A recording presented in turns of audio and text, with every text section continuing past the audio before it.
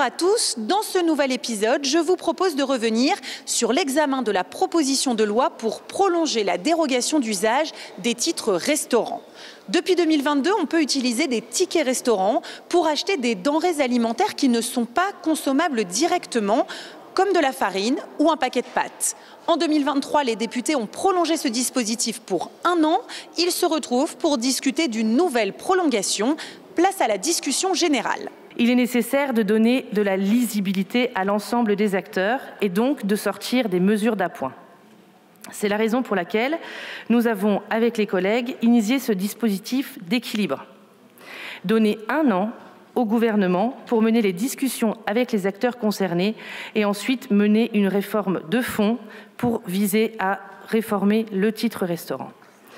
À ce titre, Madame la Ministre, vous porterez très certainement à notre connaissance les pistes de travail que vous comptez mettre en œuvre dans les prochains mois.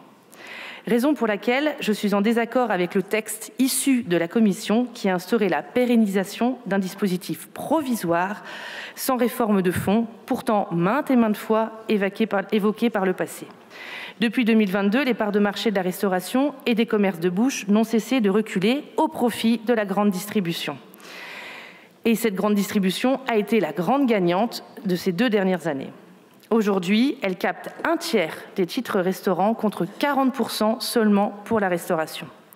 En l'espace de moins de 2 ans, les grandes et moyennes surfaces ont gagné plus de 8 points de part de marché de titres restaurants, soit plus de 700 millions d'euros, tandis que la restauration, elle, perdait 550 millions d'euros.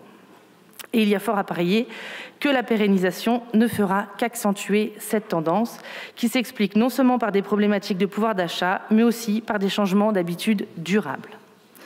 Nombreux sont les salariés à apporter sur leur lieu de travail leur repas, préparés à la maison ou déjeuner chez eux lorsqu'ils sont en télétravail. Donc ces évolutions appellent nécessairement à une réflexion collective et à une refonte d'ensemble du dispositif, comme l'appellent également de leur vœu tous les acteurs. Je considère surtout, pour ma part, que notre combat pour l'amélioration du pouvoir d'achat et des conditions de vie des Français doit passer avant tout par une politique économique volontariste qui, tout en veillant au rétablissement de nos finances publiques, assure le dynamisme, la pérennité et le développement de nos entreprises. Oui, je n'ai pas peur de le dire, il faut que nous acceptions de baisser les charges et les taxes qui pèsent sur les salaires pour enfin laisser respirer les salariés et les entrepreneurs et leur permettre d'augmenter les salaires. Nos entreprises sont de véritables créateurs de richesses qui permettent une juste répartition de la valeur et que cet argent aille directement dans la poche des salariés, de ceux qui font preuve de courage, de mérite, qui se lèvent tôt pour qu'ils puissent vivre de leur effort est totalement naturel et normal. Le Parlement a conçu un dispositif circonscrit, de nature à répondre de manière proportionnée et circonstanciée à des besoins identifiés dans un contexte d'inflation alimentaire. Alors, ne transformons pas aujourd'hui une mesure d'assouplissement en un instrument de dévoiement qui provoquerait la mort du titre restaurant. L'objet initial était, sous toutes ses formes, de contribuer à une prise en charge partielle des dépenses des salariés pour leur pause déjeuner dans les entreprises qui ne fournissent pas ou qui ne peuvent offrir une solution de restauration collective. Du reste, les titres restaurants participent d'un écosystème qui irrigue l'économie de nos territoires, avec la place essentielle qu'occupent depuis toujours dans ce dispositif les restaurants, l'hôtellerie-restauration et les commerces de bouche. Il nous faut donc envisager une refonte profonde et durable du dispositif qui conduirait à adapter l'usage des titres restaurants au changement de notre société. Aussi, je défendrai à nouveau le rétablissement du texte tel que déposé initialement, la prolongation d'1 an jusqu'au 31 décembre 2025, tout en restant attentive aux initiatives qui seront prises par le gouvernement pour permettre de faire aboutir les sujets évoqués par tous les acteurs et les partenaires sociaux. Je considère qu'il ne faudra non plus pas se priver d'ouvrir une réflexion d'ensemble sur les usages, mais également sur les bénéficiaires. De la même manière que l'esprit de 2 propositions de loi que j'ai portées à l'Assemblée nationale pour œuvrer à la création d'un titre restaurant étudiant, il faudra veiller à la situation de plusieurs milliers d'étudiants qui sont sans solution de restauration Crous. Je parle de ces étudiants qui vivent dans ce que l'on appelle les zones blanches, c'est-à-dire des zones éloignées des sites de restauration pouvant permettre l'accès aux tarifs sociaux étudiants. C'est la raison pour laquelle je travaille, parallèlement à l'examen de ce texte, du texte aujourd'hui en débat, avec le ministère de l'Enseignement supérieur pour qu'il soit apporté très rapidement des pistes concrètes de solutions pour tout simplement une question d'équité. En conclusion, il ne faut pas se tromper de combat aujourd'hui. L'enjeu est de conserver la possibilité pour des millions de salariés de bénéficier d'un outil utile à la défense du pouvoir d'achat, qui viendra à expiration le 31 décembre, sans pour autant remettre en cause l'essence même du titre restaurant. Au-delà des appréciations diverses qui peuvent entourer le texte, les calendriers d'examen est une évidence qui s'impose. Il faudra, pour renouveler le dispositif en vigueur jusqu'au 31 décembre prochain, faire que l'Assemblée nationale et le Sénat votent de manière conforme la proposition de loi. Nous disposons pour cela de très peu de temps. Je pense que nous ferions œuvre utile si nous jetions dès aujourd'hui, sans renoncer à nos positions respectives sur le devenir à long terme des titres restaurants, des bases d'un accord programmatique qui est une mesure ciblée et très attendue, sans préjuger de l'avenir. Je vous remercie de votre attention. Je voudrais d'abord rappeler l'objectif précis du titre restaurant. Il s'agit de permettre aux salariés qui ne disposent pas de cantine sur son lieu de travail de s'alimenter lors de sa pause déjeuner. À l'origine, lors de sa création, qui date, vous le savez, de 1967, ce repas pouvait être pris dans un restaurant, mais aussi auprès d'un commerçant, un boulanger, ou encore dans une grande surface, dans la limite de certains produits.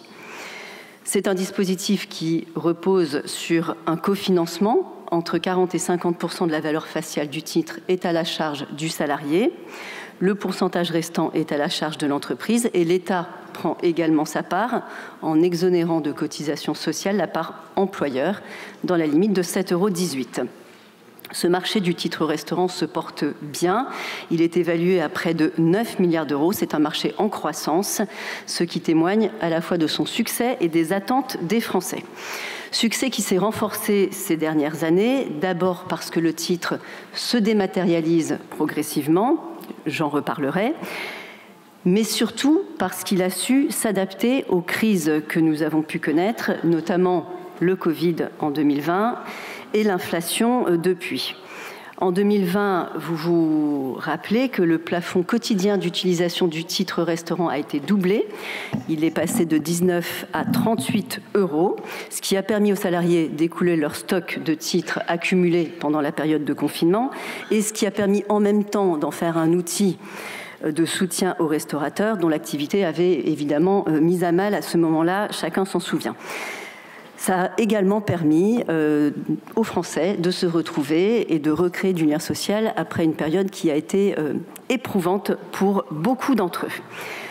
Deuxième crise, la crise inflationniste que nous avons traversée plus récemment, qui a notamment touché l'alimentaire à partir de 2022.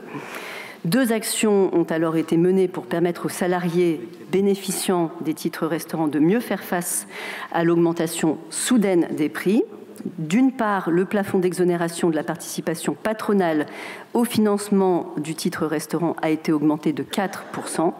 Et d'autre part, une dérogation a été instaurée pour permettre aux salariés de se procurer avec le titre des produits alimentaires non directement consommables. Fin 2023, cette mesure a été prolongée d'1 an. L'objectif était de faire face à un contexte inflationniste encore très marqué. Je rappelle qu'en 2 ans, l'inflation sur l'alimentaire s'est établie à 20% environ. C'était une demande forte des salariés. Nous avons su y répondre collectivement et je crois que nous pouvons nous en réjouir. Aujourd'hui, la question de prolonger à nouveau cette dérogation se repose. Elle se repose pour autant dans des circonstances un peu nouvelles. Je voudrais rassurer tout de suite votre Assemblée, il ne s'agit pas de se retrouver à chaque fin d'année avec le même sujet sur la table. L'année dernière, ma prédécesseure Olivia Grégoire avait annoncé pour 2024 le lancement de concertations avec les acteurs du secteur, restaurateurs, émetteurs, syndicats de salariés et d'employeurs. L'objectif était de moderniser le titre restaurant. Tous ces travaux avaient bien eu lieu, les professionnels avaient pu y participer, le chantier avait été mené à son terme lorsque l'activité législative a été interrompue au mois de juin dernier, chacun ici s'en souvient. Vous connaissez, comme moi, de ce fait, le calendrier contraint qui est le nôtre depuis l'installation du nouveau gouvernement il y a tout juste 2 mois. Nous débattons donc de fait à nouveau du même sujet parce que si nous ne le faisons pas, les Français auront la mauvaise surprise, vous l'avez rappelé Madame la rapporteure, le 2 janvier prochain, de constater qu'une partie de leurs courses ne peuvent plus être payées avec leur titre restaurant, alors même qu'il s'agit bien de courses qui leur permettent de s'alimenter. Le gouvernement est donc favorable à une prolongation de la dérogation, qu'elle soit d'1 an ou de 2 ans.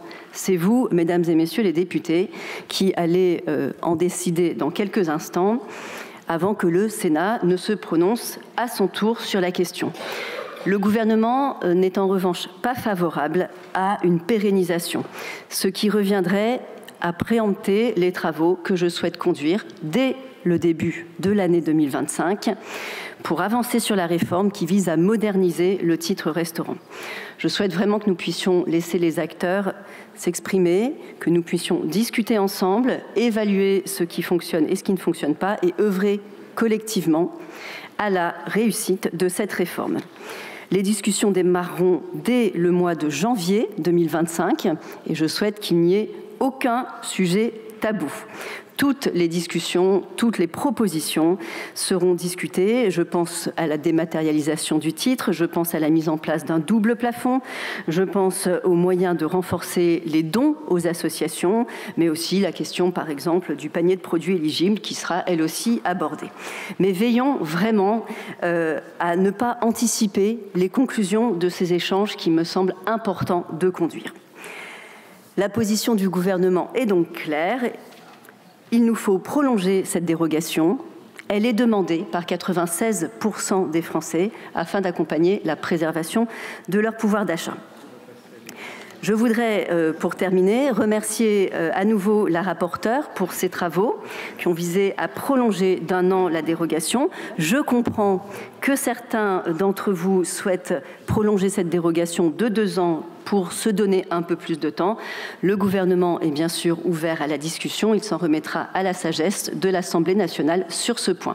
Je rappelle pour autant que nous sommes dans un calendrier contraint, et vous l'avez également rappelé, Madame la rapporteure, puisque la dérogation tombe au 31 décembre prochain, ce qui nécessite même que le texte termine son parcours législatif rapidement. Voilà, mesdames et messieurs les députés, pour terminer, je tenais à vous dire que je me tiens évidemment à la disposition de chacun d'entre vous et de chaque parlementaire qui souhaitera s'engager dans les échanges à venir autour de la modernisation du titre restaurant qui constitue un enjeu essentiel pour nos concitoyens. Merci à vous. Je vous remercie, Madame la Ministre. Nous allons maintenant aborder la discussion générale. L'ordre est un peu bouleversé. Nous allons commencer par Monsieur Allégret-Pilot pour le groupe UDR. Cette mesure soutiendra pendant 1 année supplémentaire le pouvoir d'achat des salariés pour ce qui concerne les produits alimentaires non directement consommables. Dans ces termes, comment s'y opposer puisque le niveau de vie est la première préoccupation de nos concitoyens. C'est par ailleurs un retour minimal vers ceux qui portent le poids de notre économie et de notre modèle social, à savoir les travailleurs. Rappelons-le, ils ne sont que 24 millions pour soutenir à bout de bras un pays surendetté de 68 millions d'habitants. La moindre des choses est donc de libérer un minimum leur pouvoir d'achat et de tenir compte des évolutions de notre société. Fin du suspense, nous voterons pour la proposition de la rapporteure. Ne mettons pas un pansement sur une jambe de bois et envisageons enfin une refonte complète du système. Je vous soumets donc les quelques réflexions suivantes. Le coût des titres restaurants pour nos finances publiques, donc le contribuable, qu'il travaille ou non, est de 1,5 milliard d'euros. Puisque ce titre repose sur une exonération de cotisations sociales et d'impôts sur le revenu. Il est d'autant plus attractif que la ponction socialo-fiscale est élevée, car il améliore la rémunération nette du travailleur à un moindre coût pour l'employeur. Le bénéficiaire ne paye ainsi directement que 40 à 60% du titre. Plus nous prolongerons notre modèle économique sans en revoir la lourdeur fiscale et sociale, plus les dispositifs dérogatoires seront nécessaires. N'ignorons pas que la mesure proposée pénalise indirectement le secteur de la restauration qui repose substantiellement sur les titres restaurants, notamment pour son activité du midi, largement affectée par le télétravail et qui sort d'une crise de l'énergie aux effets ravageurs. Les chiffres ne sont pas négligeables. 9 milliards d'euros alimentation chaque année, 234 000 commerçants, soit près de 40 000 euros par commerçant et par an. À ce stade, nous nous trouvons face à un conflit d'usage dans un jeu à somme nulle entre, d'une part, la grande et moyenne distribution et, d'autre part, la restauration, toutes deux destinataires de ces titres restaurants qui deviennent en réalité des titres alimentation. Rappelons également que le dispositif actuel ne profite qu'à certains travailleurs, soit quand même 5,4 millions de personnes, et exclut mécaniquement les chômeurs, les étudiants en zone blanche, les retraités, qui rencontrent pourtant les mêmes difficultés de pouvoir d'achat. Il ne tient pas compte de la richesse de celui qui en bénéficie, sinon à travers l'exonération d'impôt sur le revenu, ce qui en fait une niche fiscale dite régressive.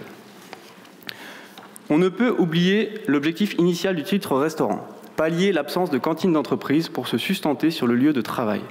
Il est le pendant quotidien du chèque vacances qui repose sur un mécanisme similaire. Dans le contexte qui est le nôtre, et en écouter certains collègues, l'avenir pourrait nous amener à considérer d'autres catégories de titres.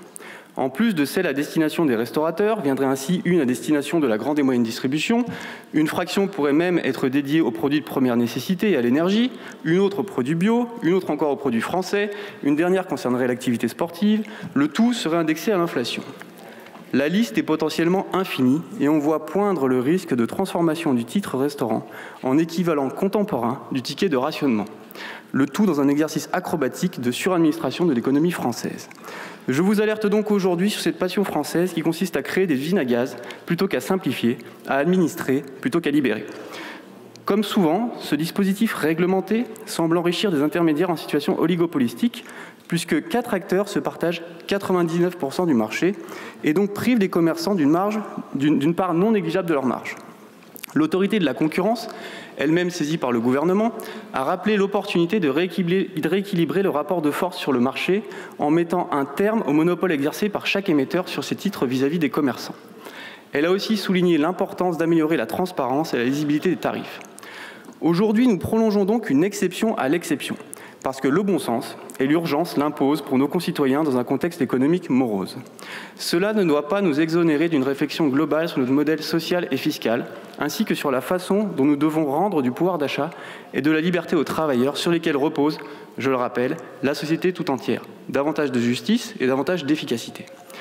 Le groupe UDR votera pour la proposition initiale, car elle contribue à décorseter les choix d'alimentation des ménages, tout en récompensant le travail et en limitant la fiscalité infernale qui pèse sur nos entreprises. Mais le groupe se tient surtout à la disposition des bonnes volontés pour travailler sur la refonte globale du dispositif, une des pistes prioritaires demeurant la réduction du coût social au fiscal qui pénalise nos entreprises et nos ménages. Nous avons une année devant nous. Je vous remercie. Nous examinons aujourd'hui un texte qui, dans sa version initiale, visait à prolonger pour une année supplémentaire l'utilisation des titres restaurants pour l'achat de produits non directement consommables, comme la farine, les pâtes, le riz, les œufs, la viande et le poisson frais. Rappelons que cette proposition de loi n'a rien de nouveau.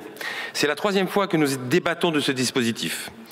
La loi du 16 août 2022, relative au pouvoir d'achat, l'avait instauré pour une durée limitée. Puis, il avait été prolongé en 2023. À chaque fois, les députés du groupe Rassemblement national ont soutenu ces prolongations temporaires car elles répondaient à l'urgence, apportant un répit, certes partiel, aux travailleurs frappés de plein fouet par l'inflation galopante et la flambée de l'énergie. Mais voilà le nœud du problème. Ces renouvellements successifs sont le symptôme d'une incapacité chronique à prendre de la hauteur. Gouverner, ce n'est pas courir après l'urgence, c'est anticiper. Ces rafistolages successifs témoignent de l'absence totale d'une vision économique de long terme et d'une réelle politique de restauration du pouvoir d'achat. Il est temps de reconnaître que les solutions temporaires visant à résoudre des problèmes chroniques ne suffisent plus. En commission, le texte a été vidé de sa logique initiale. Les groupes EPR et NFP, soutenus par Horizon et Lyot, ont transformé cette prolongation en une pérennisation pure et simple. Que l'on soit clair, la pérennisation de ce dispositif mérite débat, mais certainement pas dans l'improvisation. On ne bâtit pas une politique solide avec des amendements de circonstance, adoptés à la hâte et sans consultation des parties prenantes. Nous devons garder à l'esprit qu'un dispositif pérenne ne peut être efficace que s'il garantit un équilibre entre les différents acteurs. Restaurateurs, commerces de proximité, grandes et moyennes distributions ne doivent pas être mis en concurrence de manière déséquilibrée. Au contraire, c'est par une négociation apaisée, que l'on pourra construire un dispositif solide qui ne fragilise pas les uns au profit des autres, mais qui respecte les intérêts de chacun. Le contexte économique doit par ailleurs nous alerter. Les défaillances d'entreprises dans le secteur de la restauration ont bondi de 20% au troisième trimestre par rapport à 2023. Ce chiffre inquiétant souligne l'urgence de travailler avec ces acteurs pour évaluer les impacts d'une telle réforme et éviter d'aggraver leur situation. À ce sujet, permettez-moi, Madame la Ministre, de revenir sur les propos tenus par votre prédécesseur, Madame Olivia Grégoire, qui, il y a tout juste un an, ici dans cette Assemblée, appelait à un travail et une concertation plus approfondie pour moderniser et dépoussiérer ce dispositif. Elle plaidait alors pour une réforme élaborée avec les acteurs concernés et s'opposait à toute décision précipitée. Et pourtant, que constatons-nous aujourd'hui? C'est elle-même qui, par un amendement de pérennisation adopté en commission, a balayé toute concertation et toute réflexion approfondie. Le même dispositif qu'elle prétendait vouloir moderniser avec sérieux se retrouve pérennisé sans aucun dialogue social avec les restaurateurs, les commerçants et les syndicats de salariés. En moins d'un an, ce qui était un appel à la rigueur et à la réflexion s'est transformé en une improvisation législative des plus flagrantes. Au-delà de cette contradiction, ce texte amendé révèle un problème plus profond. Il n'est qu'une réponse partielle à une crise qui touche pourtant tous les Français. Les artisans, les agriculteurs, les travailleurs indépendants qui n'ont pas accès au titre restaurant sont les grands oubliés de cette mesure. En réalité, ce texte, dans sa version actuelle, ne concerne qu'une faible portion des travailleurs. 5,4 millions de salariés sur près de 28 millions que compte notre pays. Il est grand temps d'arrêter ces bricolages législatifs et nous devons nous attaquer aux racines du problème et proposer des mesures concrètes de restauration du pouvoir d'achat. C'est avec cette ambition que le Rassemblement national propose par exemple de baisser la TVA à 0% sur un panier de 100 produits de première nécessité pour aider les Français à accéder aux produits les plus essentiels de la vie. Nous proposons également une exonération des charges patronales sur les augmentations de salaire de 10% afin de permettre une revalorisation immédiate et significative des salaires nets sans alourdir le coût du travail pour les entreprises. Nous sommes aujourd'hui prêts à soutenir le texte si sa rédaction initiale est rétablie ou si, au moins, la prolongation est limitée dans le temps. C'est pourquoi il est fondamental de ne pas céder à la précipitation. Une concertation sérieuse est la condition sine qua non pour élaborer un dispositif solide capable de tenir dans la durée. Le groupe Rassemblement national restera fidèle à ses principes. Nous voterons dans l'intérêt des Français, comme nous l'avons toujours fait, chaque fois qu'il s'agit de défendre leur pouvoir d'achat. Aujourd'hui, plus de 5 millions de salariés en France ont recours au titre restaurant, un dispositif essentiel permettant de financer un repas quotidien pour ceux dont l'entreprise ne dispose pas de cantine. Bien que sa vocation première ne soit pas de soutenir directement le pouvoir d'achat, il a été un levier efficace face à la crise inflationniste post-Covid qui avait atteint un pic de 6,8% en juillet 2022. Les parlementaires avaient alors, à juste titre, assoupli provisoirement l'utilisation des titres restaurants, permettant non seulement d'acheter des produits prêts à consommer, mais également des denrées alimentaires comme des pâtes ou du riz. Cette mesure, initialement prévue jusqu'au 31 décembre 2023, a été prolongée d'un an. Dans le contexte économique actuel, marqué par des incertitudes croissantes, il est impératif d'envisager une nouvelle prolongation de cette mesure. La France risque de traverser dans les mois à venir une période de turbulence économique. Fermeture d'usines, menaces de licenciements massifs, ralentissement des investissements et tensions commerciales susceptibles d'aggraver encore l'inflation et la capacité de consommation de nombreux Français. Certes, les chiffres de l'INSEE montrent une inflation en ralentissement, mais ce répit intervient après plusieurs années de hausse de prix qui ont lourdement amputé le pouvoir d'achat des Français. En 2023, malgré une augmentation moyenne de 4% des salaires nets dans le secteur privé, le pouvoir d'achat a reculé en raison d'une inflation encore élevée. Ces données montrent que la pression économique sur les ménages, et notamment les plus modestes, reste forte. Face à ces réalités, la prolongation de l'assouplissement des titres restaurants constitue une réponse concrète et attendue. En mars 2024, 96% des salariés bénéficiaires se déclaraient favorables à cette mesure, témoignant de son utilité dans leur quotidien. Il est essentiel de souligner que cette mesure ne peut être qu'une solution temporaire. La véritable priorité doit être de revaloriser les salaires pour renforcer durablement le pouvoir d'achat des Français.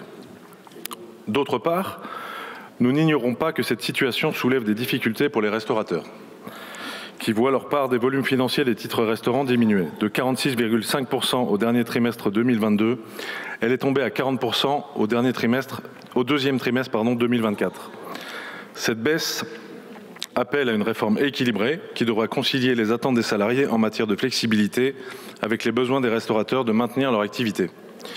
Le groupe Horizon et Indépendants soutient la prolongation immédiate de l'assouplissement des titres restaurants pour protéger le pouvoir d'achat des Français.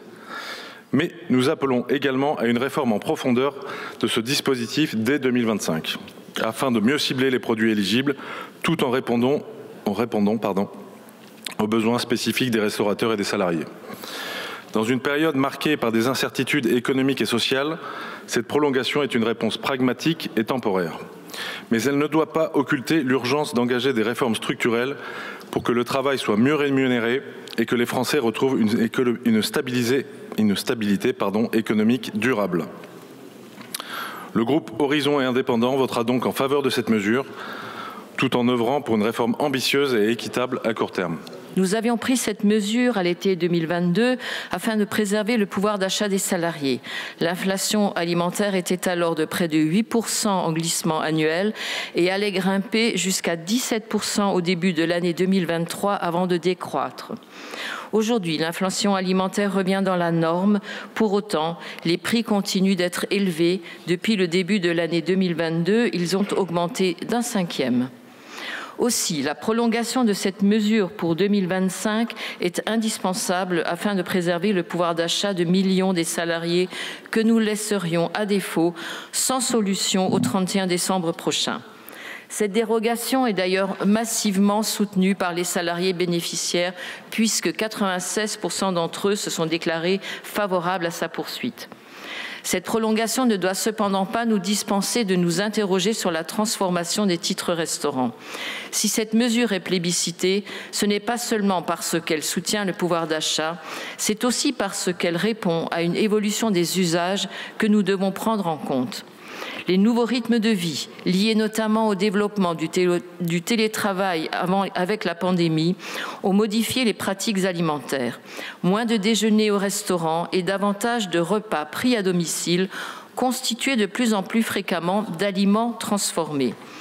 Ce glissement s'est traduit par une redistribution des dépenses effectuées via les titres restaurants, avec une augmentation de leur usage dans les grandes surfaces alimentaires et une diminution de leur utilisation dans les commerces de bouche et les restaurants.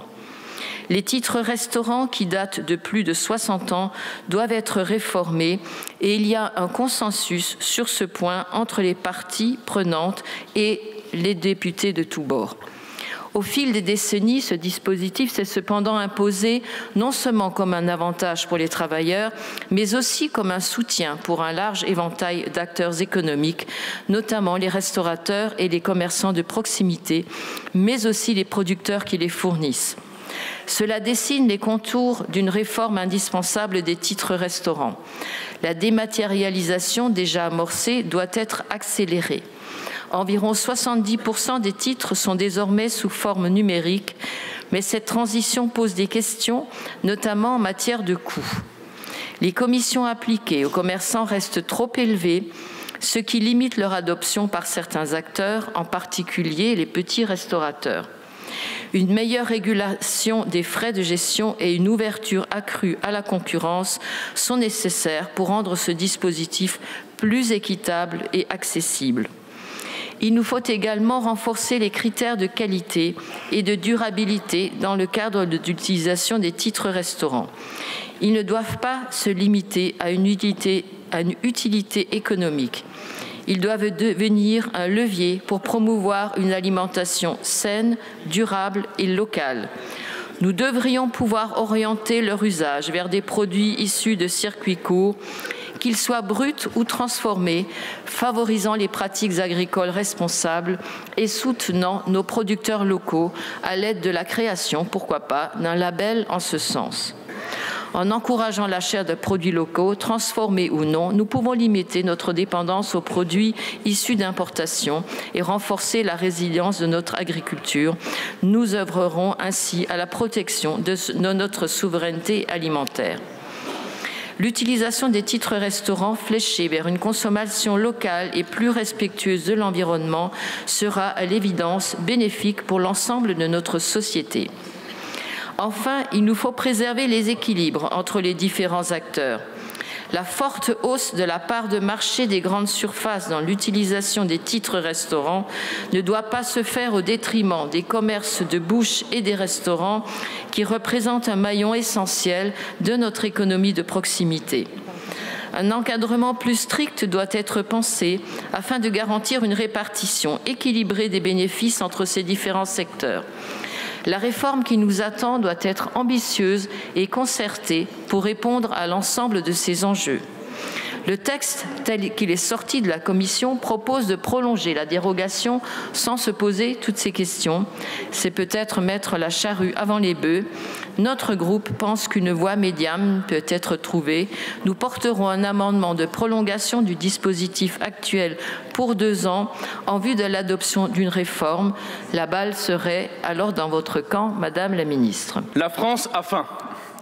Selon l'UNICEF, dans notre pays, 20% des enfants ne mangent pas 3 repas par jour. Un Français, une Française sur 3 sautent des repas pour raisons économiques et plus de 50% des salariés, des gens rémunérés, ont annoncé réduire les rations dans les semestres derniers. Tout cela alors que la France, on le sait, produit suffisamment pour nourrir une population entière. Ce qui signifie donc que la faim est un choix politique. On a inventé, collègues, vous le savez, on a inventé l'agriculture il y a 10 millénaires pour échapper à la peur de manquer. On y est parvenu, on produit assez. Et pourtant, des ventres sont vides aujourd'hui, en 2024. Comme quoi, une civilisation néolithique pouvait avoir des ambitions plus avancées que le macronisme. Au-delà de la faim elle-même, c'est le spectre de la privation qui rôde en France. Depuis 2022, la baisse des salaires réels a conduit des millions de personnes à se priver et notamment renoncer à se rendre au restaurant. 94% des Françaises et des Français ont annoncé renoncer au restaurant d'après le baromètre Edenred. Votre austérité salariale est donc contagieuse. Elle vide le compte en banque des salariés et par extension, par effet de contagion, elle vient vider les caisses des restaurateurs à la clientèle déclinante. Face à cette situation, les affameurs en col blanc nous convoquent pour la même discussion que 2022 et que 2023. Va-t-on pouvoir utiliser 1 an de plus les titres restaurants pour acheter des produits alimentaires à cuisiner ? Alors, collègues, ce n'est pas que votre compagnie soit désagréable, mais on a déjà répondu oui à 3 reprises à cette question. Et la semaine dernière, en commission, on a plié ce sujet en autorisant l'usage ad vitam aeternam des titres restaurants pour acheter des produits transformables, épiceries, légumes surgelés, etc. Alors depuis, une partie de la droite hurle à la mort, voulant consacrer toutes les forces du haut de ces 5% aux dernières élections pour interdire aux salariés d'acheter du riz ou des pâtes, faire à manger chez eux et l'apporter au travail le midi. Mais tant que vous n'agirez pas contre la faim dans ce pays, tant que vous ne donnerez pas aux salariés le moyen d'aller au restaurant, par des hausses de salaire, la révision des conventions collectives, etc., eh bien, nous saisirons toutes les occasions nécessaires pour permettre à nos compatriotes de s'alimenter correctement. Un point, c'est tout. Et le débat ouvert ici y participe. C'est un des moments où l'on peut poser, mal, de manière boiteuse, mais enfin où on peut poser la question du droit à l'alimentation et du droit d'accéder à l'alimentation de son choix. Alors, on a entendu 2 prétextes la semaine dernière qu'il va falloir dégonfler. C'est l'occasion. D'abord, on a entendu dire « l'inflation est moins haute en 2024 qu'en 2023, donc il n'est pas nécessaire, il n'y a pas besoin de proroger l'usage des titres restaurants pour faire des courses ». Mais, collègues, est-ce que les salaires ont rattrapé l'inflation des 2 années passées ? Pas du tout. Alors, à moins que vous nous prépariez un texte de loi secret disant qu'on versera des salaires rectificatifs sur 2 ans, eh bien, oui, nous voulons maintenir l'acquis de l'achat de courses directes par le titre restaurant et votre argument est invalide en l'espèce. Ensuite, vous avez accompli le tour de passe-passe très classique à droite, se cacher derrière les petits pour défendre les très grands. Ici, c'est le cas avec les restaurateurs, restauratrices. Mais qui ici a créé cet énorme cartel capitaliste depuis 2023 qui ponctionne les restaurateurs et restauratrices avec des commissions exorbitantes sur les titres restaurants? C'est vous. C'est vous, évidemment, vous, ici, c'est le gouvernement. C'est le gouvernement qui, malgré les recommandations de l'autorité de la concurrence, a continué à faire comme si de rien n'était, laissant 4 sociétés privées, on va les citer, on est là pour ça, Natixis, UP, Sodexo, Edenred, se gaver. Oui, ces sociétés se gavent. Elles prennent plus de 5% de frais de commission sur les restaurateurs et restauratrices qui utilisent, qui acceptent le titre restaurant. Désormais, lorsque vous touchez 5 000 € de titre restaurant, un restaurateur paiera jusqu'à 300 € de frais de commission. Et je ne compte pas dans les frais ici les frais d'envoi, les frais de traitement ou les petites clauses écrites en minuscules en bas du formulaire d'engagement. Voilà ce qui plume les restaurateurs et les restauratrices. Les grands groupes, pas leurs clients. Donc, il y a un chemin aujourd'hui qui existe, qui ne divise pas le pays. Permettre aux salariés d'employer les tickets resto pour faire leurs courses de cuisine et simultanément libérer les restaurateurs et les restauratrices des puissances financières qui viennent sabrer leurs marges.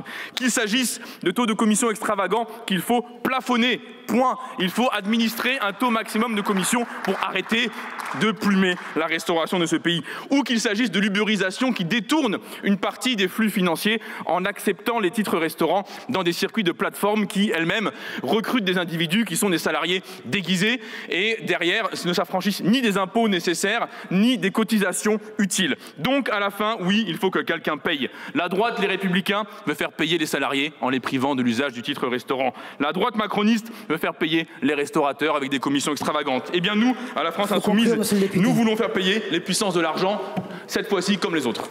Depuis l'année 2021, les Françaises et les Français font face à une inflation historique qui impacte durement la vie des classes moyennes et des classes populaires. Les factures énergétiques ont explosé. Les prix des matières premières se sont envolés, entraînant une hausse des prix des produits et des biens de consommation courants. Entre décembre 2020 et décembre 2003, l'inflation sur les produits alimentaires a ainsi atteint 23%. Dans le même temps, nous avons vu les files d'attente dans les banques alimentaires s'allonger et le taux de pauvreté augmenter, quand il diminuait dans les autres pays européens. Mais la crise du pouvoir d'achat ne touche pas uniquement les plus précaires. Elle touche aussi les classes moyennes et les classes populaires. Le ruissellement promis par Emmanuel Macron ne s'est jamais produit, tandis que les avantages fiscaux étaient accordés aux foyers les plus aisés, les classes moyennes et classes populaires ont vu leur pouvoir d'achat reculer. Si aujourd'hui les prix augmentent à un rythme moindre qu'en 2022 et 2023, l'inflation continue sa progression.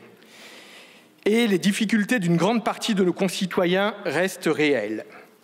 Pourtant, lors de l'examen du projet de loi de finances, la droite comme l'extrême droite ont continué à refuser de venir en soutien des classes moyennes et des classes populaires en adoptant les mesures de justice que nous avons portées. La justice sociale, comme le pouvoir d'achat des Françaises et des Français, attendra donc. Dans ce contexte, la mesure que nous débattons aujourd'hui apparaît comme une rustine sur une crise qui nécessite des mesures d'un autre ordre. Pour autant, elle consiste en un soutien au pouvoir d'achat des ménages qui bénéficient de titres restaurants. Elle répond à une nécessité sociale quand un tiers des Françaises et des Français est parfois ou régulièrement contraint de ne pas manger 3 repas par jour. Nous y apporterons donc notre soutien. Nous avions d'ailleurs demandé l'année dernière une prolongation du dispositif jusque fin 2025, mais le gouvernement s'y était opposé. Le texte qui nous est proposé aujourd'hui n'est pas celui que la droite aurait souhaité, la Commission des affaires économiques l'ayant amendé pour pérenniser le dispositif quand une simple prolongation d'1 an était proposée. Madame la rapporteure, vous nous avez dit que la pérennisation de l'utilisation des titres restaurants pour l'achat de produits alimentaires non directement consommables n'était souhaitée par aucun acteur. Vous vous trompez et permettez-moi de souligner qu'elle est demandée par les premiers concernés puisque 96% des bénéficiaires y sont favorables.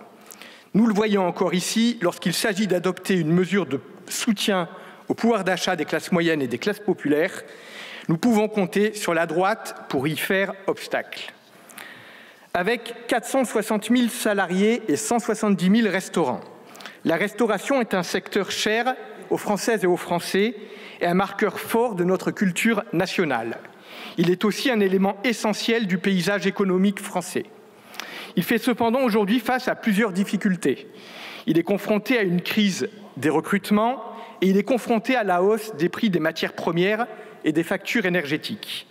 Le groupe socialiste et apparenté veut rappeler que l'évolution de l'usage des titres restaurants devra se construire avec les restaurateurs et que le gouvernement doit entendre leurs difficultés et y apporter des solutions.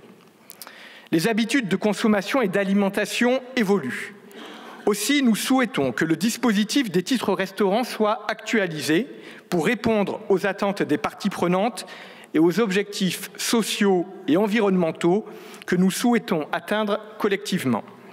Nous demandons donc la mise en place d'un travail avec les parties prenantes, restaurateurs, salariés, employeurs, émetteurs de titres restaurants et commerçants, sur les coûts des commissions, la dématérialisation, l'ouverture à de nouveaux bénéficiaires et les conditions de soutien à différentes filières de production et de distribution. La prolongation d'1 an que vous proposez, Madame la rapporteure, ne nous garantit pas de pouvoir mener à bien cette réforme pourtant attendue. Et l'instabilité politique créée par le président de la République ne nous garantit pas non plus la possibilité de nous retrouver ici dans 1 an pour voter à nouveau une prolongation. Nous regrettons le refus de tout compromis sur la période de prolongation que vous avez exprimé en commission.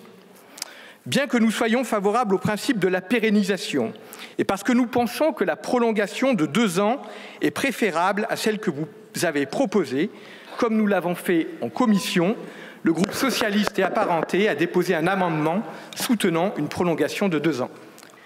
Le texte initial, qui prévoyait une prolongation de la dérogation d'1 an, avait pour mérite de concilier 2 priorités. Soutenir le pouvoir d'achat des salariés face à l'inflation, tout en préservant l'activité des restaurateurs. Les titres restaurants concernent plus de 5,4 millions de salariés en France. En outre, ceux n'ayant pas accès à un point de restauration collective au sein de leur lieu de travail.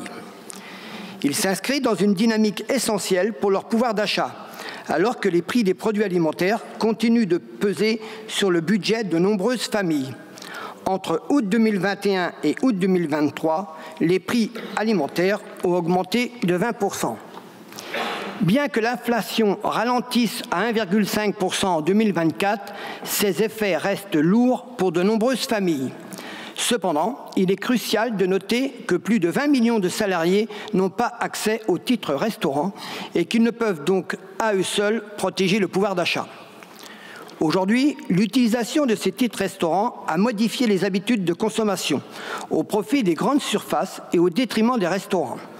Entre fin 2022 et mi-2024, la part de marché des grandes surfaces est passée de 22 à 31%, tandis que celle de la restauration a diminué de 46 à 40%, entraînant un transfert de 550 millions d'euros de chiffre d'affaires vers les grandes surfaces. Cette tendance soulève des questions légitimes sur l'objet social initial, l'équilibre du dispositif et son impact sur les différents acteurs économiques. Nous devons rester attentifs à la situation des restaurateurs qui traversent une période difficile. Il est impératif de rappeler que les restaurants sont avant tout des TPE et PME et que cette mesure ne doit pas être une réforme définitive. À ce titre, il est important de rappeler que la pérennisation n'est acceptée par aucun des acteurs, y compris la Commission nationale des titres restaurants. La mesure doit être temporaire et s'inscrire dans une perspective pragmatique. Dans les prochains mois, nous devrons permettre que le travail paye mieux afin que les métiers de la restauration bénéficient d'un regain d'activité. C'est pourquoi, mes chers collègues, tout en reconnaissant l'utilité indéniable de ce dispositif pour le pouvoir d'achat des Français, nous devons envisager sa prolongation avec prudence. Nous devons trouver un équilibre entre le soutien aux consommateurs et la préservation des restaurants. Il est nécessaire que l'impact économique de la dérogation d'usage du titre restaurant sur nos restaurateurs et les différents commerces puisse être mesuré. Notre groupe porte d'ailleurs un amendement de rapport en ce sens, car nous ne pouvons légiférer à l'aveugle. Rappelons-le, l'objectif initial de la proposition de la loi était de prolonger temporairement ce dispositif jusqu'à fin 2025. afin de laisser le temps aux parties prenantes de se réunir début 2025 pour élaborer une réforme durable et adaptée aux évolutions de la société.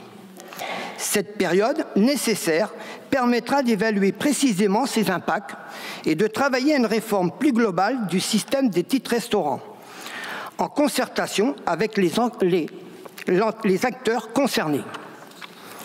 Il est nécessaire d'étudier un potentiel élargissement des bénéficiaires du titre restaurant. Nous pensons notamment aux étudiants, qui est une proposition défendue par Madame la rapporteure depuis 2021, ainsi que l'opportunité de plafonner les commissions facturées aux commerçants.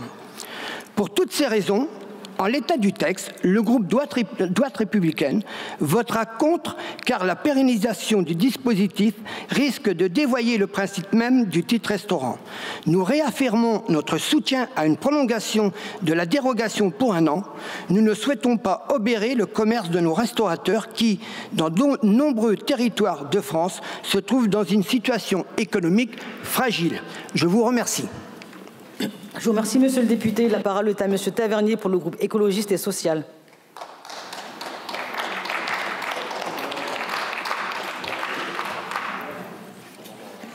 Madame la présidente, madame la ministre, madame la rapporteure, mes chers collègues. Un complément nécessaire pour faire ses courses. Voilà ce qu'est devenu le ticket resto pour beaucoup de Français. Ainsi, la priorité immédiate pour le groupe écologiste et social, c'est que le 2 janvier 2025, les Français puissent encore utiliser leur ticket resto à la caisse du supermarché. C'est autant une attente qu'un besoin pour nombre de nos concitoyens. Néanmoins, cette situation n'est pas satisfaisante. Tout d'abord, rappelons une évidence. Les salariés devraient pouvoir payer leurs courses avant tout grâce à leur salaire. Des salaires qui soient suffisants, décents, et non avec des chèques resto exonérés de cotisations sociales. Par ailleurs, on entend le manque à gagner que cette dérogation représente pour les restaurateurs qui font vivre nos villes et quartiers. Le texte qu'on étudie, élaboré à la va-vite, ne leur propose rien de concret. C'est un acte manqué. J'ai travaillé pendant 10 ans en restauration. J'ai vécu les contraintes qui pèsent sur ceux qui acceptent le titre resto, la lourdeur dans la gestion et surtout le poids des commissions. Ces commissions qui ne cessent d'augmenter de manière injustifiée et qui viennent rogner sur des marges qu'on essayait de maintenir. Un coût supplémentaire pour nos restaurants qui s'ajoute à d'autres. Je pense notamment aux factures d'électricité qui ont explosé l'an passé. Je pense aussi aux loyers commerciaux de plus en plus élevés, comme chez moi, à Lyon. Nous avons parlé des consommateurs, nous avons parlé des restaurateurs. N'oublions pas un acteur central, mais qui se fait plutôt discret, les émetteurs. Émetteurs de titres restaurants. Voilà une activité des plus étonnantes. Une activité qui n'existe que par l'existence d'une niche fiscale. Une activité très lucrative, surtout lorsque les entreprises qui dominent ce marché se forment en oligopole et magouillent au point d'être condamnées à 415 millions d'euros d'amende. Un jour, il faudra sérieusement s'interroger sur la raison d'être de ces opérateurs privés et lucratifs. Je l'ai dit en ce début d'intervention, la priorité est que dans 2 mois, les Françaises et les Français puissent encore utiliser leur ticket resto pour faire leurs courses. Très bien. Mais maintenant se pose la question de la durée. Doit-on prolonger d'1 an, de 2 ans, de 3 ans, ou bien pérenniser une pratique en vigueur depuis 2022 ? Dans l'absolu, le groupe écologiste et social ne s'oppose pas à la pérennisation. En effet, les Français souhaitent pouvoir continuer de faire leurs courses avec le titre restaurant. Par ailleurs, les évolutions des modes de consommation et de travail plaident pour une telle pérennisation. Permettez-moi à ce propos une petite digression. Derrière ce terme un peu froid d'évolution des modes de consommation et de travail se cache un chiffre. Entre 1975 et 2021, le temps de pause déjeuner des salariés a été divisé par 2. Au-delà de la question du prix, les salariés n'ont tout simplement plus le temps d'aller au restaurant. À bon entendeur pour ceux qui répètent à qui veulent entendre que les Français ne travaillent pas assez. Mais revenons à notre sujet. Alors 1 an de rab, 2 ans de rab ou pour toujours ? Eh bien, je vais vous répondre. Avant de parler de durée, parlons contenu. Le groupe écologiste et social appelle à une réforme structurelle du ticket resto. Nous ne consommons plus comme avant, nous ne travaillons plus comme avant. Entre les commissions qui sont trop lourdes, la dématérialisation qui tarde ou les galères d'utilisation, le titre restaurant est insatisfaisant et pourrait faire l'objet d'améliorations. D'autant plus que de nouveaux enjeux sont apparus et se sont renforcés, que ce soit la précarité alimentaire ou la nécessaire transition vers une alimentation plus durable. Et sur ces points, le ticket resto, qui, rappelons-le, bénéficie d'1,5 milliard d'euros de participation de l'État, pourrait avoir un rôle à jouer. Ainsi, une pérennisation, si elle est souhaitable à terme, présente le risque de faire oublier le titre restaurant et que ce dernier ne soit donc jamais réformé. Par ailleurs, il ne faut pas ignorer les alertes des restaurateurs qui seront les grands perdants de cette modification. Ainsi, le groupe écologiste et social plaide pour une prolongation de quelques années, le temps de réformer, d'améliorer le titre restaurant et ensuite nous pourrons pérenniser. Nous voulons une réforme structurelle du titre-restaurant. C'est dans ce sens que nous avons fait adopter en commission ce qui est devenu l'article 2. Une demande de rapport global qui dressera de nombreuses pistes d'amélioration du titre-restaurant pour en faire un outil de transition vers une alimentation plus durable, un outil de solidarité alimentaire et un outil qui puisse concerner davantage de personnes. Les possibilités sont nombreuses. Prenons un cas concret. Avant-hier, j'étais avec des agriculteurs qui se mobilisent contre l'accord de libre-échange avec le Mercosur. Nous les soutenons dans cette lutte. Mais maintenant, imaginons que cet accord soit malheureusement signé. Voudrions-nous que demain, l'on puisse acheter de la viande brésilienne avec des titres resto cofinancés par de l'argent public, ou souhaitons-nous que ces derniers favorisent une production française et durable? Voici un exemple parmi d'autres pourquoi nous devons travailler à une réforme du titre restaurant. Aussi, ne nous trompons pas. Pour améliorer l'accès à l'alimentation de tous, les tickets resto ne suffiront pas. Il faut des réformes structurelles. Il faut faire reculer la pauvreté et transformer notre système alimentaire. À ce titre, le groupe écologiste et social défend la proposition de sécurité sociale de l'alimentation, avec notamment une proposition de loi qui va dans ce sens. Proposition que je vous invite à soutenir pour que, pourquoi pas, un jour, les Français puissent choisir leur alimentation et que, pourquoi pas, un jour, tous les Français puissent même aller au restaurant. Notre cher pays, la France, est mondialement reconnu pour sa gastronomie. Un repas, et ce repas a été un moment fondamental de la vie quotidienne des Français. L'UNESCO, d'ailleurs, l'a souligné, toute son importance en classant le repas gastronomique des Français comme patrimoine culturel immatériel de l'humanité. L'alimentation fait à la fois référence à un besoin vital, mais elle a aussi un besoin de lien social. Le repas a toujours été l'occasion en famille d'échanger. À Noël, nous engueulerons sur la politique ou la religion. Que ce soit également dans des cérémonies simples ou un simple goûter avec ses enfants à la sortie de l'école.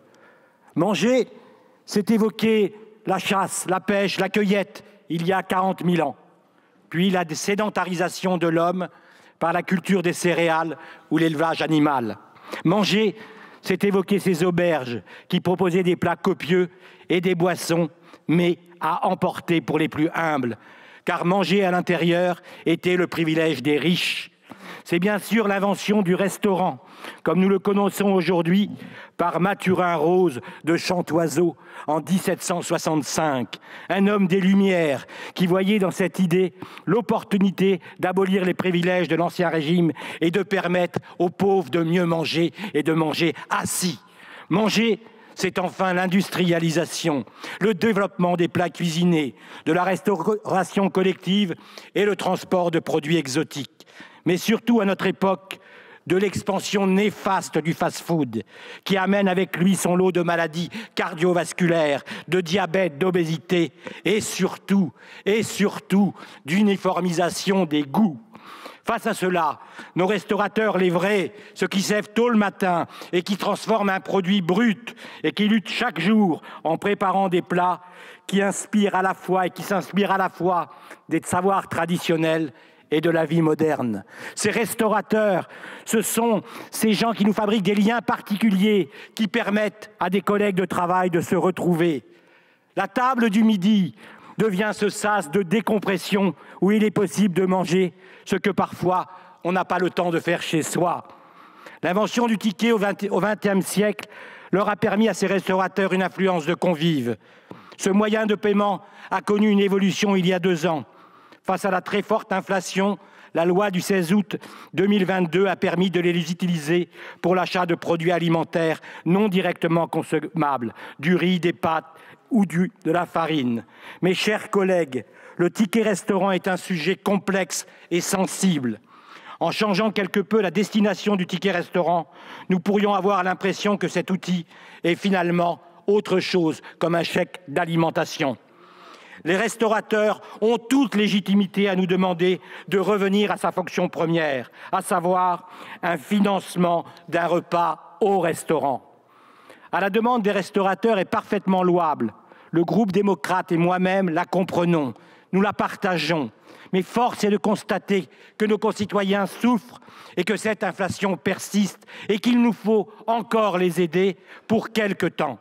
Aussi, au nom des députés du groupe démocrate, bien que nous soutenions les restaurateurs, j'approuve l'excellente proposition de loi examinée ici. Il nous faut prendre le temps d'étudier de manière plus approfondie ce dispositif et en revoir les contours, et cela avec l'ensemble des parties prenantes. Le débat nous permettra à coup sûr de trouver la durée idéale pour cette prolongation. Je salue d'ailleurs le travail de Madame la rapporteure ainsi que Madame la ministre pour la concertation concertant ce sujet complexe et réalisé un peu dans l'urgence. La prolongation se terminant en cette toute fin d'année 2024. Le texte est débattu ce jour et je sais la mobilisation de tous et de tous les groupes politiques pour faire aboutir au mieux ce texte. Je salue le travail de l'ensemble des syndicats hôteliers et des artisans. Mes chers collègues, il nous faut défendre une alimentation avec des produits bruts, issus de produits français. Mais je préfère, et je le dis, manger un sandwich avec du pain artisanal, avec un jambon sans nitrite, avec un foie gras de Lectoure, plutôt qu'un mauvais plat, même mangé au restaurant, où on a juste ouvert une boîte et fait des sachets surgelés. Je le dis, je pense que le fast-food industriel ne devrait pas bénéficier des titres restaurants. Je n'oublie pas qu'il faudra également regarder le coût parfois prohibitif que prennent ces acteurs pour gérer les flux financiers. Ces transactions sont parfois trop chères et ruinent la restauration rurale. Vive la gastronomie française, vive les restaurants et vive la République du goût! Il y a un an, notre Assemblée avait fait le choix, dans un contexte marqué par une très forte inflation, de prolonger les titres restaurants pour l'achat de denrées alimentaires non directement consommables. Cette possibilité avait été ouverte une première fois en 2022 dans le cadre de la loi sur le pouvoir d'achat. Nous avions pleinement soutenu cette mesure et la soutiendrons encore. En 2 ans, la situation sociale n'a malheureusement en effet que très peu changé. L'UFC Que Choisir a ainsi dressé il y a quelques jours un constat implacable. Non seulement l'inflation sur les produits de grande consommation est bien supérieure aux données officielles, mais elle est en partie décorrélée de toute réalité économique. Depuis janvier 2022, selon l'UFC, la viande a augmenté de plus de 20%, le poisson de plus de 10%, les produits laitiers de plus de 26%. Les produits non directement consommables visés par la proposition de loi ont augmenté sur la même période de plus de 24%. Conjuguée à la stagnation des salaires, cette hausse des prix contraint aujourd'hui près du tiers de nos concitoyens à ne pas faire parfois ou régulièrement 3 repas par jour. Plus de la moitié déclarent de leur côté avoir accès à une nourriture insuffisante, mais qui ne correspond pas toujours aux aliments plus sains qu'ils souhaiteraient pouvoir consommer. Dans ce contexte, il n'est pas surprenant que l'immense majorité des salariés bénéficiaires des titres restaurants souhaitent pouvoir continuer de faire des achats alimentaires avec leurs titres restaurants. Il va de soi que nous voterons donc le texte qui nous est proposé. Il n'en reste pas moins que les titres restaurants constituent un outil discutable sur plusieurs aspects. Cet avantage social qui bénéficie à 5,4 millions de Français quotidiennement ne profite pas à l'ensemble des salariés. Il n'a pas non plus vocation à se substituer aux nécessaires augmentations de salaire.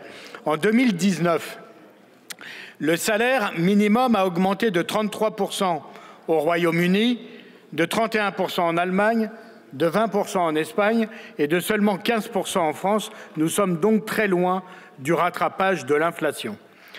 Alors que les dernières études ont montré que l'inflation avait conduit à une dégradation de la qualité des denrées alimentaires consommées au détriment de la santé des Français, nous ne pouvons nous satisfaire d'un bricolage législatif. Pérenniser la dérogation mise en place en 2022 ne suffit pas. Nous ne pouvons en effet faire l'économie d'une réflexion sur l'accès de tous à une alimentation de qualité. Nous ne pouvons surtout laisser le système actuel dériver vers l'allocation de ce qui s'apparente à des bons alimentaires.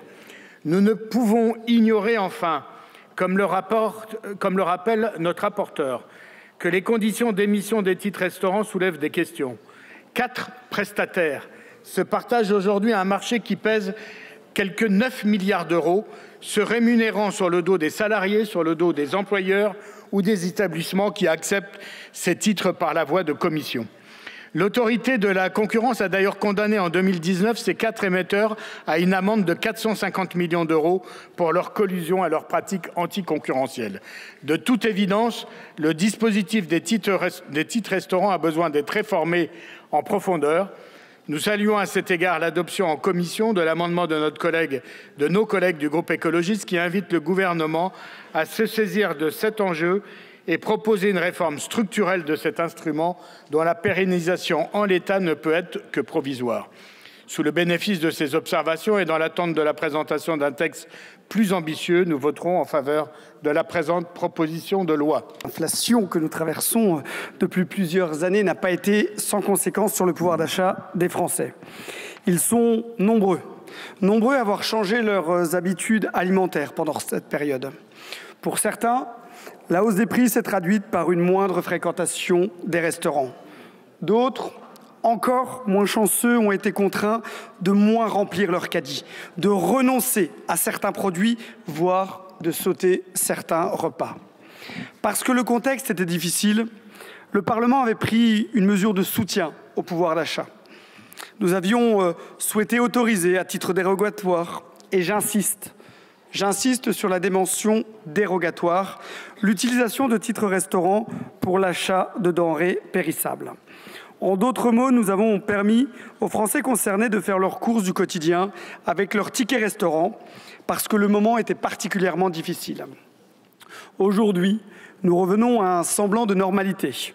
L'inflation n'est plus galopante, mais les courses restent plus chères qu'avant la crise. Les prix en rayon sont en moyenne 17,6% plus élevés qu'en 2022. Bon nombre de ménages ne ressentent pas la détente sur les prix et continuent de se priver. C'est pourquoi nous sommes favorables à ce que nous permettions pendant un an encore à ceux qui en ont besoin d'utiliser leur ticket restaurant au supermarché. Nous considérons en revanche que nous ne devons pas aller au-delà de cette année supplémentaire. Pourquoi ?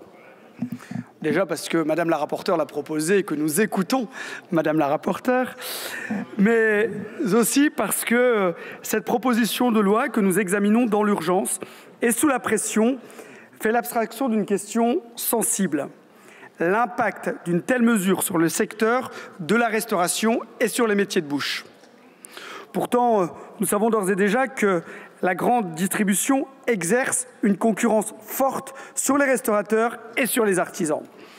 Depuis 2022, la part des titres restaurants utilisés dans les rayons a augmenté de plus de 7% pour atteindre une part de marché de 30%. Ce sont 576 millions d'euros de recettes en moins pour nos petits artisans. Et ce n'est pas une question anodine. Elle a un impact sur leur capacité à maintenir un niveau d'activité. L'utilisation des tickets au restaurant, au déjeuner, est la garantie pour les commerces concernés de pouvoir conserver un service du midi. C'est aussi synonyme d'emploi, puisqu'une baisse d'activité se traduit mécaniquement par une diminution du nombre de salariés. Bref, pérenniser ad vitam aeternam l'utilisation des titres restaurants dans la grande distribution, c'est la garantie du déclin des petits commerçants et avec eux de nos centres-villes.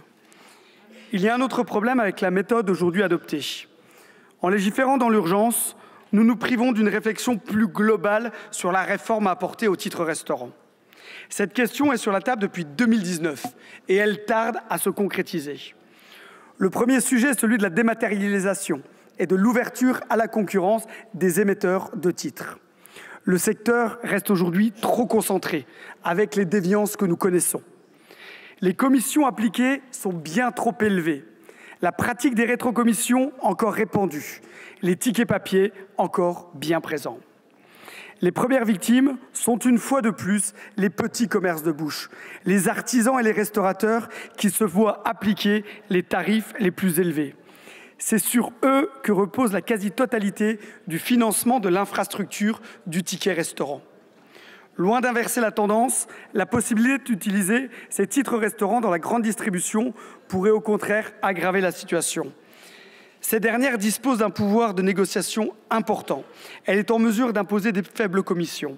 Au contraire, les restaurateurs plus petits et nombreux doivent négocier individuellement avec les émetteurs de titres et risquent de disposer d'un régime moins favorable et d'être les financeurs principaux du système et d'en bénéficier de moins en moins. C'est pourquoi la pérennisation de l'utilisation des titres restaurants dans la grande distribution doit se faire concomitamment d'une réforme plus globale. En tant que pouvoir public, nous ne pouvons pas accepter un combat à la David contre Goliath, déloyal entre grande distribution et petits commerçants, surtout lorsque l'on sait que les arbitres sont les émetteurs. Il faut trouver un moyen de soutenir les plus petits. Vous l'aurez compris, nous voterons cette proposition de loi en appelant à faire évoluer le dispositif des titres restaurants. Nous pensons qu'il existe une voie permettant de soutenir à la fois le pouvoir d'achat de nos concitoyens et nos artisans restaurateurs qui font la richesse de nos territoires. Merci. La discussion générale est close. Chaque groupe a pu s'exprimer. C'est maintenant l'heure de l'examen des amendements pour modifier le texte. Mes chers collègues, comme je l'ai expliqué, la priorité pour le groupe écologiste et social, celle qui devrait mettre tous les groupes en accord, c'est que le 2 janvier 2025, les Français puissent encore utiliser leur titre restaurant pour faire leurs courses. Ainsi, il faut à tout prix qu'un texte qui permette cela puisse être voté aujourd'hui. On est tous d'accord, il ne faut tout de même pas ignorer les alertes de la restauration qui seront les grands perdants de cette modification. Ainsi, selon nous, la proposition de prolonger pour 2 ans semble la plus satisfaisante en l'état. Ça assure dans l'immédiat que les Français puissent continuer de faire leurs courses avec leur titre restaurant. Par ailleurs, ces 2 ans laissent le temps et doivent agir comme un ultimatum pour construire et adopter une réforme structurelle du titre restaurant. Je vous remercie. Je vous remercie, M. Tavernier. M. Clouet, vous êtes inscrit. Merci beaucoup, Madame la Présidente. On entend bien les engagements pris au banc de ministres, mais j'ai failli dire malheureusement, je ne sais pas, mais disons qu'il y a une hypothèse non négligeable que les ministres ne soient plus les mêmes d'ici quelques semaines, au pire quelques mois. Donc si vous voulez, non mais c'est pas grave, c'est pas une attaque personnelle, c'est juste que du coup, les engagements pris aujourd'hui, si le gouvernement tombe d'ici peu, ils vont partir avec. Dès lors, je pense qu'il vaudrait mieux qu'on se pose les bonnes questions, à savoir comment on assure aux restaurateurs, restauratrices, une clientèle, et pour ça, il faut que les gens aient les revenus nécessaires pour aller au restaurant, qu'ils aient les moyens de le faire, c'est une première question. Et deuxièmement, comment on les protège contre le grand cartel des titres restaurants qui, lui aussi, leur rogne les marges. Et tant qu'on ne pose pas ces 2 questions centrales, il me semble qu'on passe à côté du sujet, et ce, en dépit de la meilleure volonté du monde des différents acteurs qui siègent aujourd'hui. Je vous remercie. Monsieur Ben Brahim, le groupe socialiste. Merci Madame la Présidente. Je voulais réagir aux propos de Madame la rapporteure qui visiblement n'a pas bien compris mon propos lors de ma déclaration générale. Si la droite souhaitait défendre les intérêts des classes moyennes et des classes populaires, alors ils auraient dû voter les mesures de justice sociale qu'on a défendues dans le cadre du PLF et du PLFSS. Ils se sont opposés à toutes les mesures que nous avons proposées. Et Madame la rapporteure, je trouve ça un peu surprenant que vous preniez l'exemple de la revalorisation des retraites. Votre groupe a fait de l'obstruction pendant l'examen du PLFSS pour que nous ne puissions pas examiner l'article du PLFSS relatif au décalage de 6 mois de la valorisation des retraites. Et permettez-moi également de souligner que l'annonce qui a été faite par le Premier ministre Laurent Wauquiez, puisque désormais il semble que c'est lui qui fixe la règle du gouvernement, ne permet pas de maintenir le pouvoir d'achat sur les retraites des personnes les plus précaires. Merci, monsieur le député. Je vous informe que sur le vote des amendements 1 et identique, je suis saisi par le groupe Ensemble pour la République et le groupe socialiste apparenté d'une demande de scrutin public. Les scrutins sont annoncés dans l'ensemble de l'Assemblée. Sur les votes des amendements 13 et identiques, je suis saisi par le groupe Droite républicaine d'une demande de scrutin public. Le scrutin est annoncé dans l'enceinte de l'Assemblée. Nous commençons par des amendements en discussion commune. L'amendement numéro 30 de monsieur Ramos. Oui, c'est un amendement d'appel qui, finalement, aujourd'hui, on va discuter simplement du délai sur lequel on va proroger. Moi, vous savez, je pense qu'on va, malheureusement, le sujet est important, 10 milliards d'euros de chiffre d'affaires pour la restauration. Et donc, on va accoucher, évidemment, malheureusement, d'une souris. Et comme je suis un ancien chroniqueur gastronomique, j'aime pas manger les souris. Et donc, il faudra travailler sur le fond pour que nos restaurateurs puissent vivre. Et donc, c'était un amendement à 3 ans, c'est un amendement d'appel. Je vais le retirer parce qu'à la fois, Madame la rapporteure, il me semble dangereux de laisser qu'1 an, parce que sur un sujet comme celui-là, je pense qu'on doit avoir un peu plus de temps et on sait très bien que c'est trop court. Et donc, je convergerai avec l'ensemble des acteurs, Madame la rapporteure, Madame la ministre, sur 2 ans. Et surtout, il faudra travailler le fond et notamment ces flux financiers qui font qu'en milieu rural, on ne prend plus les tickets restaurants et également parce que McDonald's ne permet pas, lui, de payer le même prix qu'un restaurateur en ruralité. Je vous remercie, monsieur le député. L'amendement numéro 1 de monsieur Ben Brahim. Merci Madame la Présidente. Prolonger la possibilité d'utiliser les titres restaurants pour faire ses courses alimentaires est un impératif, tant le bilan économique d'Emmanuel Macron pèse sur le pouvoir d'achat des Françaises et des Français. au-delà de la prolongation, et je crois que tous les groupes politiques se sont exprimés dans ce sens, la refonte du dispositif apparaît comme une nécessité. Cependant, la prolongation d'1 an ne nous garantit pas la possibilité de mener à bien cette réforme. Et après être resté près de 3 mois sans gouvernement, nous voyons aussi que l'instabilité politique dans laquelle Emmanuel Macron nous a plongé ne nous garantit pas non plus la possibilité de mener à bien cette réforme et de nous retrouver à nouveau dans 1 an pour voter à nouveau la prolongation de ce dispositif. Donc, comme nous l'avons fait en commission, le groupe socialiste soutient les initiatives qui permettront d'atterrir sur une durée de prolongation qui ne soit pas celle que la droite sénatoriale veut nous imposer. Et donc, c'est dans cet esprit de responsabilité que nous avons déposé cet amendement qui peut être considéré comme un amendement de repli proposant la prolongation du dispositif pour une durée de 2 ans, puisqu'initialement nous étions favorables à la prorogation. Merci. Je vous remercie. L'amendement 19, Madame Lemeur. Présidente, donc effectivement il y a un peu un alignement des délais là que ressent au sein de l'Assemblée, donc nous sommes confiants mais précautionneux, confiants pour voir en fait une réforme aboutir qui nécessitera effectivement un travail long. J'espère qu'on le fera avant les 2 ans. Je le souhaite, si on peut le faire avant, tant mieux. Mais c'est en fait pour ne pas avoir à fêter un anniversaire chaque année qu'on vous propose de le prolonger sur 2 ans, pour avoir le temps effectivement de faire une réelle réforme, de mettre à plat, de mettre tous les acteurs ensemble autour de cette réforme sur les titres restaurants. Donc voilà, on vous propose également 2 ans. L'amendement 33, Monsieur Ramos.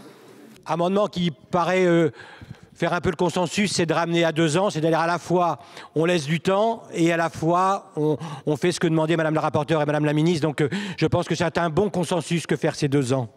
Je vous remercie, Monsieur Ramos. L'amendement numéro 13, Madame la rapporteure. Merci Madame la Présidente. Oui, alors j'ai déposé un amendement comme d'autres collègues. Il n'y a pas tout à fait une unanimité parce que bon, j'aurai l'occasion après la discussion commune de m'exprimer sur chacun des amendements, de vos amendements, chers collègues. Pourquoi j'ai déposé un amendement visant à revenir en quelque sorte à la proposition initiale sur laquelle j'ai travaillé et sur laquelle aussi j'ai auditionné les acteurs. Et notre collègue Nejlen le disait, moi je vous ai dit en commission ce qui m'avait été rapporté. Pourquoi 1 an? Parce qu'il y a un travail qui a déjà été entamé. Un certain nombre de sujets ont déjà été tranchés avec les différents acteurs, notamment tous ceux qui siègent au sein de la Commission nationale des titres restaurants. D'autres restent en suspens. Monsieur Clouet évoquait la période un peu difficile politiquement que nous pourrions vivre dans les prochains mois. Et donc peut-être potentiellement nous n'aurions plus, désolée Madame la Ministre, les mêmes ministres au banc. Raison de plus, je dirais, mon cher collègue.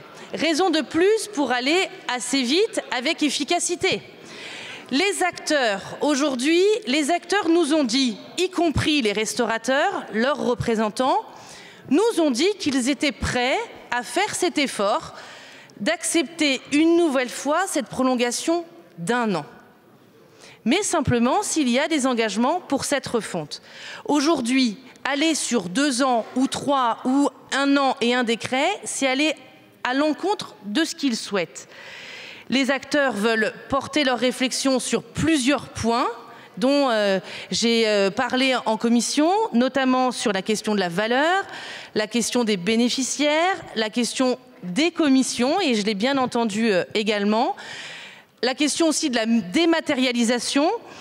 Ce qui est certain, c'est qu'aujourd'hui, l'ensemble des amendements, et c'est fort heureux, vise à revenir sur ce qui a été adopté, mes chers collègues, en commission, c'est-à-dire sur la pérennisation.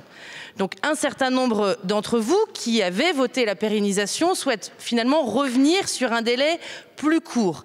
Simplement, le délai d'1 an est parfaitement tenable à condition effectivement de se mettre immédiatement au travail. Merci Madame la rapporteure. L'amendement 23 n'est pas défendu. L'amendement 34, Monsieur Tête. Monsieur Bourgeot. Oui, moi je veux compléter ce que vient de dire la rapporteure, c'est-à-dire que Madame la Présidente, Mes chers collègues, tout est démontré que c'est quand même pas possible en France qu'on n'arrive pas en 1 an à être capable de travailler sur le sujet et de trouver un compromis entre nous tous. Moi, je me dis, s'il faut 2 ans ou 3 ans pour on va dire, juste les tickets restaurants, je m'inquiète énormément pour le reste des choses qu'on doit régler pour la France. Donc moi, voilà, je me dis, c'est pas possible qu'on n'arrive pas sur 1 an, et c'est pour ça que cet amendement remet, on va dire, la prolongation d'1 an. Je vous remercie, monsieur le député. Je vais demander vos avis pour ces différents amendements. Mon cher collègue Ramos, il n'y a pas véritablement de consensus, parce que moi, quand j'ai vu tous les amendements, c'est un peu faites vos jeux. C'est amendement d'1 an, 2 ans, 2 ans plus décret, 2 ans plus pérennisation, 3 ans, enfin... Donc, la réalité, c'est qu'aujourd'hui, et on est tous d'accord, je crois, là-dessus, c'est qu'on veut finir la séance en étant revenu sur le texte qui a été adopté en commission, qui visait à adopter la pérennisation d'un dispositif imparfait. Donc ça, c'est une bonne chose. Pour autant, je le redis, les acteurs sont fort inquiets si on prolonge ad vitam aeternam sur un temps beaucoup plus long la mesure dérogatoire. Cette mesure dérogatoire, elle a déjà été prolongée et elle le sera 2 fois. Elle l'aura été 2 fois. Donc, si nous avons les moyens, et nous les avons, d'avancer très rapidement comme ils le souhaitent, nous pouvons tenir ce délai d'1 an. C'est la raison pour laquelle, sur les amendements, Madame la Présidente, les amendements... La première série d'identiques. Oui, tous. Alors, identiques, l'amendement 1, l'amendement 19, l'amendement 24, 33 et 31. Je vous demande un retrait, tout simplement. Sinon, un avis défavorable. Mais encore une fois, les acteurs que j'ai auditionnés sont tout à fait prêts à se mettre immédiatement avec le gouvernement pour tenir ce délai. Et je crois que nous aurions bien plus intérêt à justement permettre dans ce délai que les discussions aboutissent, parce que, et je l'ai dit lors de la discussion générale, cette refonte, elle est esquissée, envisagée depuis 2019. Donc autant vous dire que les idées sont relativement claires sur ce que les acteurs veulent ou pas. Et puis un avis favorable, qui ont pris de la commission sur l'amendement 23 et l'amendement 13, pardon, et l'amendement 34. Je vous remercie, Madame la rapporteure. Madame la ministre. Oui, merci Madame la Présidente. Donc au niveau des amendements 1, 19, 24 et 33 qui proposent une prolongation de 2 ans, et sur les amendements 13 et 34 qui prolongent d'1 an. Donc chacun, je pense, là à l'esprit. Le gouvernement était initialement favorable à une prolongation d'1 an, ce qui permettait à la fois d'éviter une rupture pour les Français au 1er janvier prochain, tout en faisant aboutir rapidement, dès 2025, les réflexions que nous souhaitons conduire dès le mois de janvier. J'ai entendu les débats et les décisions de la Commission des affaires économiques, Madame la Présidente. J'en retire la conclusion que certains parmi vous souhaitent vous engager dans une voie un peu plus longue, à hauteur de 2 ans, trouvant cela plus sécurisant, ce qui permet au cas où de ne pas avoir à y revenir si besoin. Chacun mettra ce qu'il souhaite derrière le « au cas où », mais j'entends que c'est plus sécurisant pour certains d'entre vous. Donc ce sera un avis de sagesse sur l'ensemble de ces amendements. Je vous remercie. La parole est à Monsieur Wauquiez.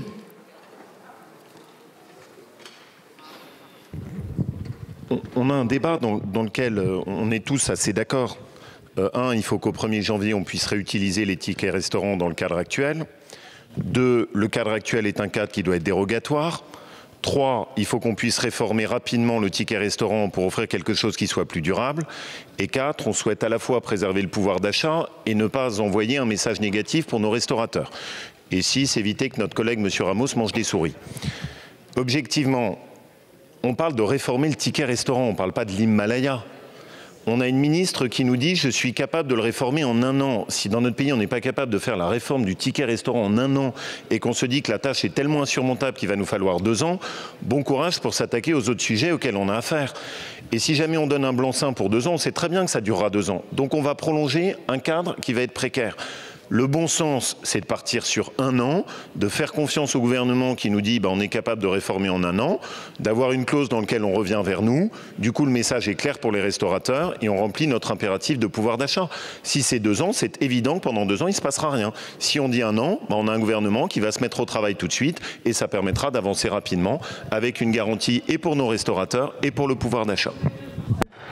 Oula, je vous remercie, monsieur le député. La parole est à monsieur Weber. Monsieur Weber, vous avez demandé. Ah, vous retirez. La parole est à madame Minier. Oui, merci Madame la Présidente. Simplement pour dire que, en fait, je pense qu'on ne voit pas les choses de la même façon. Nous, on est pour pérenniser l'utilisation des titres restaurants pour tous les produits alimentaires, pour sécuriser le pouvoir d'achat des Français vis-à-vis de la situation économique qui est catastrophique, vis-à-vis de la situation politique qui est plus qu'incertaine. Et donc, justement, de pérenniser, ça permet aussi d'avoir le temps de travailler sur éventuellement une réforme de l'utilisation des titres restaurants. Mais voilà, après, on pense que on était tous d'accord en commission pour dire que revenir tous les ans pour avoir la même discussion, c'était pas possible.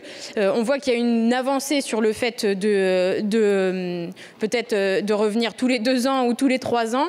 Donc on fera pas d'obstruction là-dessus. Mais voilà, je pense nous, on reste quand même sur une volonté de pérenniser l'utilisation des titres restaurants. Je vous remercie. Monsieur Ramos, vous avez demandé la parole.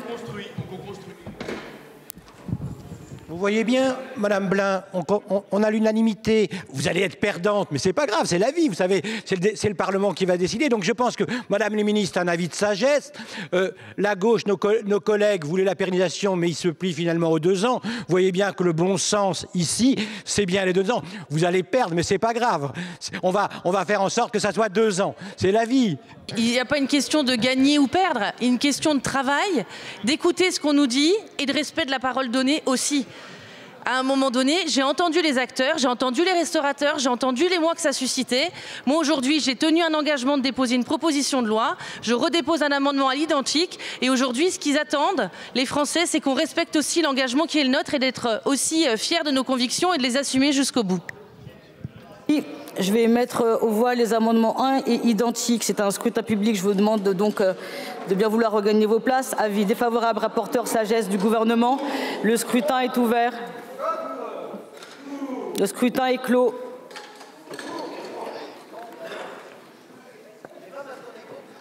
Votant 86, exprimé 81, majorité 41 pour 64 contre 17. Ils sont adoptés. Nous allons maintenant passer au vote de l'article 1er. Qui est pour l'article 1er? Qui est contre? Il est adopté.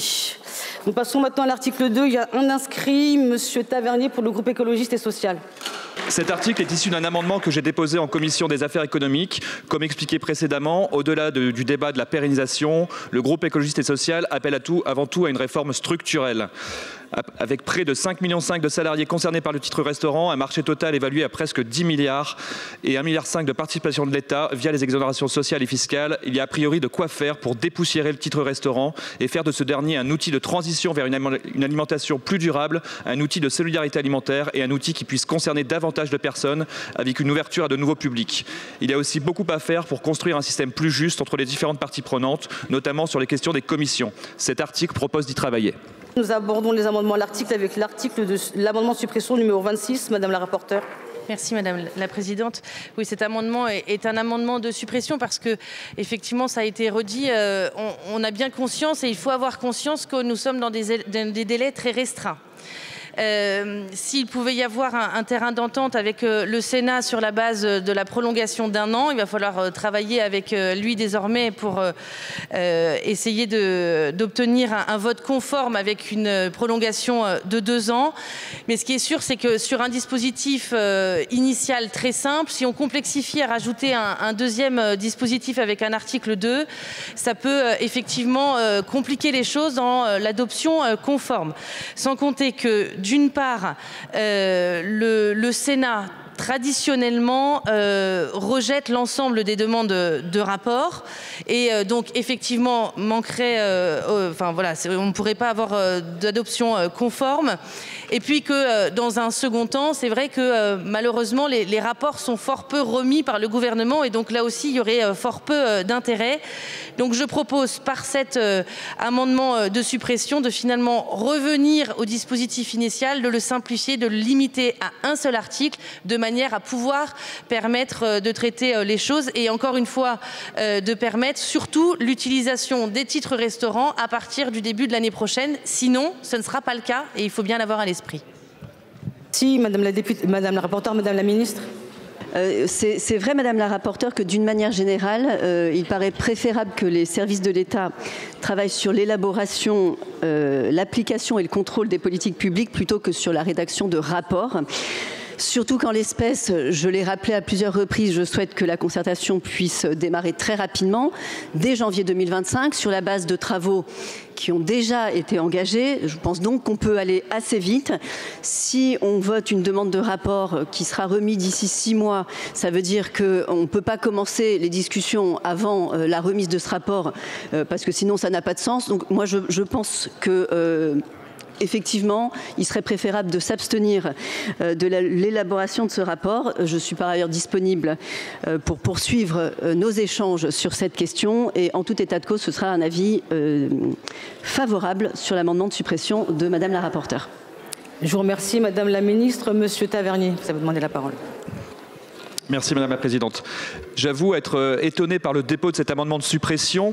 En effet, dans votre rapport, Madame la rapporteure, vous invitez à une réforme du titre restaurant. Je vous cite, « Il importe surtout que dans leur forme comme dans leur objet, les titres restaurants évoluent avec leur temps et avec les besoins de la société. » Vous invitez le gouvernement à reprendre les travaux de réforme du titre restaurant et lui suggérez même de réfléchir à de nouveaux bénéficiaires, notamment en vous inspirant de votre proposition de loi sur le ticket restaurant étudiant. Dès lors, pourquoi s'opposer au rendu d'un tel rapport qui viendrait enrichir le travail de la réforme du titre restaurant? Je vous remercie. Je vous remercie, Monsieur Tavernier. Nous allons maintenant passer au scrutin, au vote pour l'amendement numéro 26. C'est un scrutin public. Avis favorable de la rapporteure, favorable du gouvernement. Le scrutin est ouvert. Le scrutin est clos.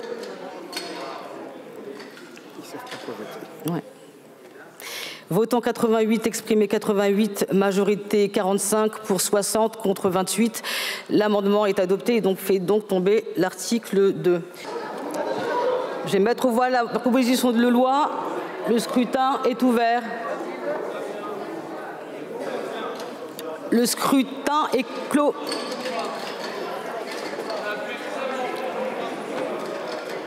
Votant 86, exprimé 75, majorité 38 pour 75 contre 0. La proposition de loi est adoptée. Les députés ont donc décidé de prolonger la dérogation jusqu'au 31 décembre 2026. Le texte est adopté à l'unanimité. Il doit à présent être débattu au Sénat. Voilà pour cet épisode de La séance est ouverte. À très bientôt sur LCP.